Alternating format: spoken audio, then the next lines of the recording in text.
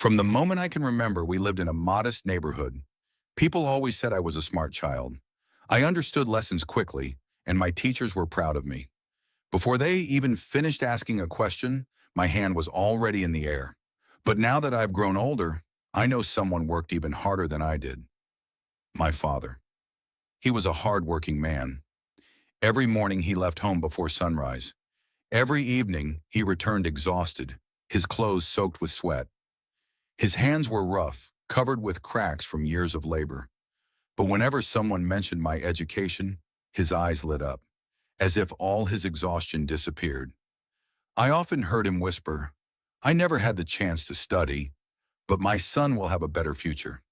He spent everything he had on my books, my school, and my education. Sometimes he worked a second job just to pay for another class. Back then, I thought all of this was normal. Years passed. One afternoon after school, I stood with my friends. They talked excitedly about their new clothes, their new phones, their family dinners at restaurants. I stood there, silent. I knew my family couldn't afford those things. Every penny my father earned went toward our home and my education. That was the first moment a small seed of dissatisfaction grew inside me. I thought, why should I only study? Why don't I start working and make money now? The idea grew stronger every day, until one evening I finally told my father, "Dad, I don't want to study anymore. I want to work." He looked at me without saying a word. Then very calmly he said, "My son, don't judge life by today. I've worked my whole life. I know how hard physical labor is. If you leave school now, you'll spend your life doing what I do." I answered, "But I need money now." He sighed. "Life isn't only about today.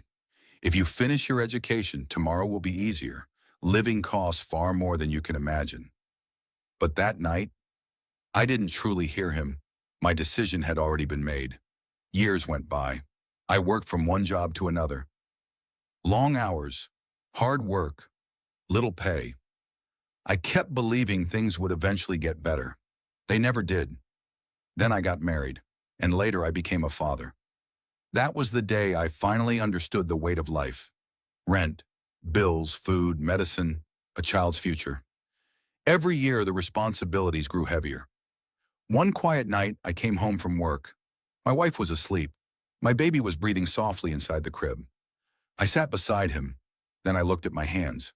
They were rough, tired, almost identical to my father's hands. At that moment his voice echoed inside my heart. "If you study, one day you'll have a better life with less hardship." My chest tightened. He had shown me the right path, but I had walked away from it. Indeed, we showed him the way, whether he chooses gratitude or ingratitude. Quran, Surah Al-Insan, verse 3.